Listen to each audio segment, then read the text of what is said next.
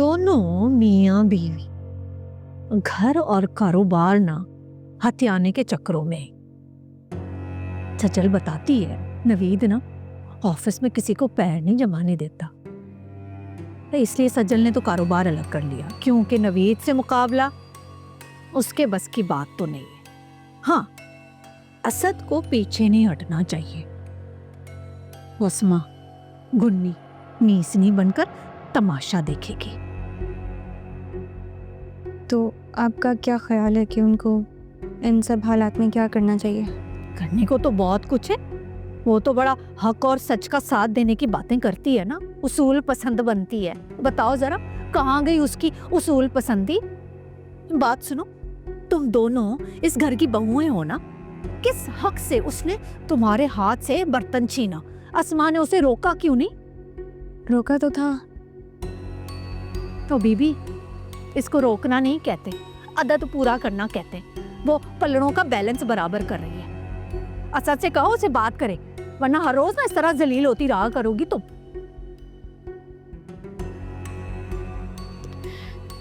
मैं आपसे एक बात पूछूं? ना पूछो पूछो। उस दिन जब वो रो रही थी और काफ़ी दुखी थी, दुखी तो खैर सभी थे ज़ैनब भाभी के मिसकैरेज पे, आपके चेहरे पे मुस्कुराहट थी। जब कोई अपना तकलीफ में होता है तो होंठों पे क्या मुस्कुराहट आती है? क्या आप इतनी नफरत करती हैं उनसे? हाँ, बहुत नफरत करती हूँ मैं उससे। सौतन है वो मेरी। 20 साल उसने मुझसे मेरा हक छीना है। ये तो मजबूरी है, एक छत के नीचे रह रहे हैं हम लोग, वरना मैं तो कभी ना रहूं। तो आप इसीलिए हर बात को घुमा फिरा कर उनकी मुखालफत और बुराई का कोई भी पहलू निकाल लेती हैं। पुरूसा बेटा, मैं हूं इंसान, फरिश्ता बनने का दावा तो मैंने कभी किया ही नहीं। इसलिए जब दुश्मन ना तकलीफ में होता है तो सुकून मिलना इंसान की फितरत है। हाँ अलबत्ता भाई, तुम्हारा तो बहुत बड़ा दिल है, बिल्कुल ना फरिश्तों जैसा, जो माँ के कातिल के साथ भी ना हमदर्दी करता है।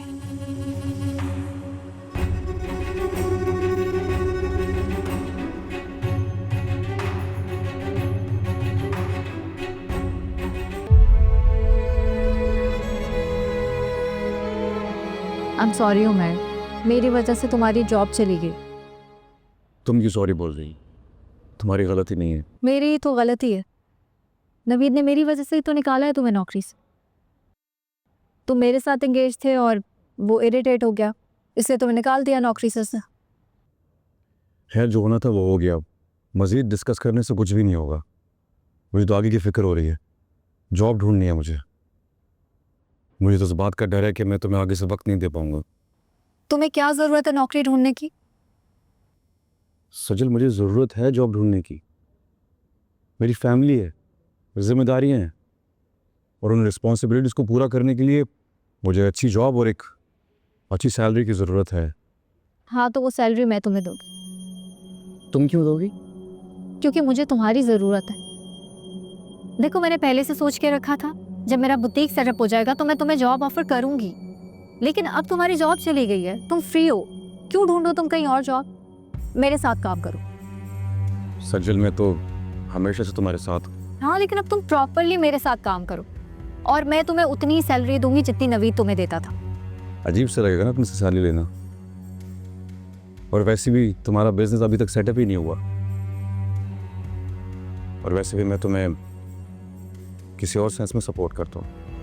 तो हाँ ना, मैं भी तुम्हें दोस्त बनकर ही ऑफर कर रही हूँ। सजल, क्या हम सिर्फ दोस्त हैं? I really like you. पसंद करता हूँ मैं तुम्हें।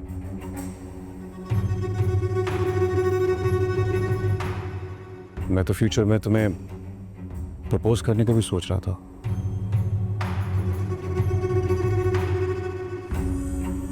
लेकिन मेरी तो जॉब ही जा चुकी है। इससे काम ना होता ना तो अभी से इसकी औकात याद दिला देती, लेकिन अभी मेरी मजबूरी है। Of course I like you too, और तुम बहुत अहम हो मेरे लिए, लेकिन तुम्हें पता है ना, अभी मेरा सारा फोकस मेरी बुटीक है बस। जानते हो ना, इंडिपेंडेंट बिजनेस शुरू करना मेरा कितना बड़ा ख्वाब है। आई नो, और तुम्हारे इस ख्वाब को ताबीर तक पहुंचाने के लिए मैं तुम्हारी भरपूर मदद करूंगा। Thank you. Thank God. मैं कितना अपसेट था, लेकिन अच्छा हुआ। अगर जॉब होती ना तो मैं तुम्हें बिल्कुल भी वक्त ना दे पाता, लेकिन अभी पूरा का पूरा वक्त मैं तुम्हारे साथ ही रहूँगा। और हाँ, तुम्हारे बुटीक को सेटअप करने में पूरी मदद करूँगा तुम्हारी में। Don't you worry. Thank you so much. Eat ना, have it. Thank you.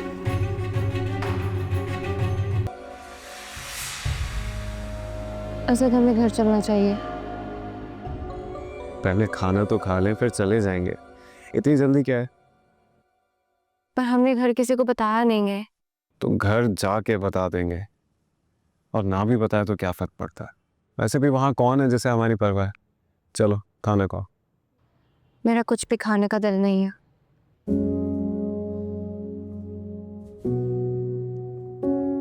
Rousseau, मैं तुम्हारी फीलिंग्स को समझ सकता हूँ, और इसीलिए तुम्हें यहाँ लेकर आया हूँ ताकि तुम थोड़ा बेहतर फील करो। मैं ठीक हूँ असद। ये बात मेरी आंखों में देख के कह दो।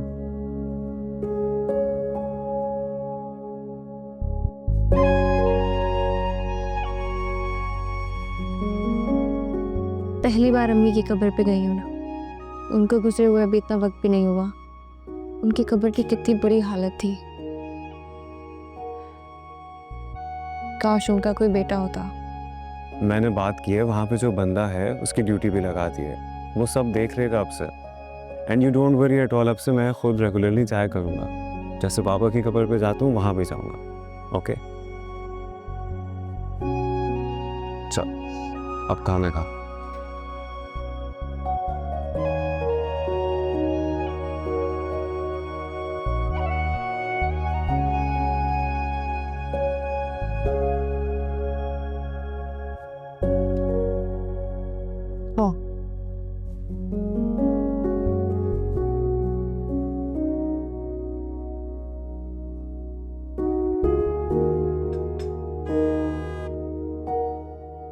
जरा देखना कौन है। शायद असद भाई और रूसा बाजिया में देखती। उनको यहाँ ही भेज। जी जी।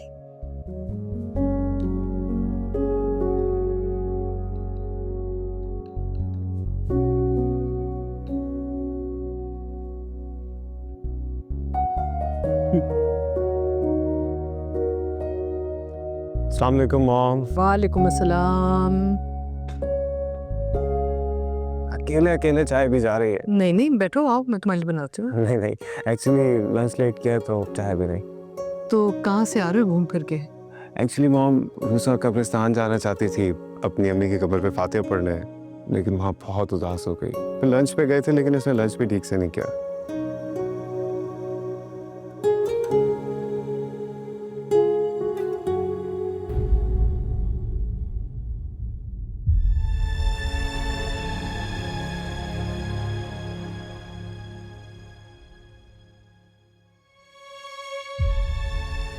मॉम एक्चुअली बहुत परेशान और अपसेट है।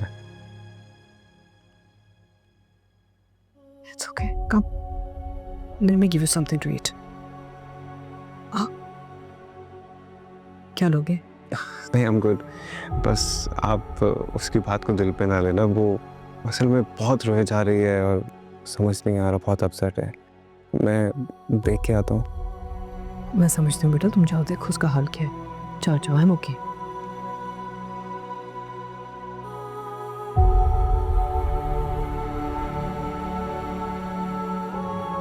हाँ हाँ हाँ, क्या हुआ? ये क्या है? क्या है? ये इतने कम पैसे भेजे नवीद ने। तो अम्मी कोई बात नहीं, हो जाएगा मैनेज इंशाल्लाह। अरे कहाँ से मैनेज करूं? ये पहले ही इतने कम पैसे। खर्चे भी थोड़ा कंट्रोल कर लीजिएगा, वैसे भी कुछ ही महीनों की तो बात है। हाँ अम्मी, आपको पता है कुछ महीनों बाद ना मनोसलवा की बारिश हो रही होगी ऊपर से। अहमद, मेरा बिजनेस प्रॉफिट करेगा। और कौन सा बिजनेस जो कि अभी शुरू ही नहीं हुआ और पहले महीने में प्रॉफिट की तवक्को है?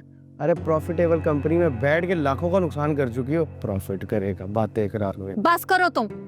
एक गलती क्या हो गई है, मुझसे पीछे ही पड़ गया है। गलती तो मुझसे हो गई है, जज्बात में आकर तुम्हारी बात मानकर। अब मूड बिगाड़ कर घूम रहा है। सोचा था इस दफा चेक आएगा तो सारे पैसे मैं उसे वापस कर दूंगी। अब कहाँ से पैसे वापस करूं मैं उसे? सारे पैसे उसे दे देंगी तो खुद क्या करेंगी आप? खरे मैं तो किसी भी तरह गुजारा करती ना, असल खर्चे तो तुम दोनों के हैं। उसे कहा था कि मोटरसाइकिल से हट जाओ तो मैं नया फोन दिला दूंगी। अब कहाँ से दिलाऊं मैं नया फोन? अब फिर मिन्नतें करनी पड़ेगी। वैसे अम्मी कुछ ज्यादा ही सर पे चढ़ाया हुआ है आपने उसे। इसका तो सच्चाई, ये जिस मकाम तक पहुंची हो ना, ये उसी के पैसों से पहुंची हो। मैं तो खुद उस पर डिपेंड करती हूँ। थोड़ा सा सब्र बस पता नहीं साल 2 साल में तुम्हारा काम चलेगा भी कि नहीं। प्रॉफिट तो पता नहीं कब आएगा।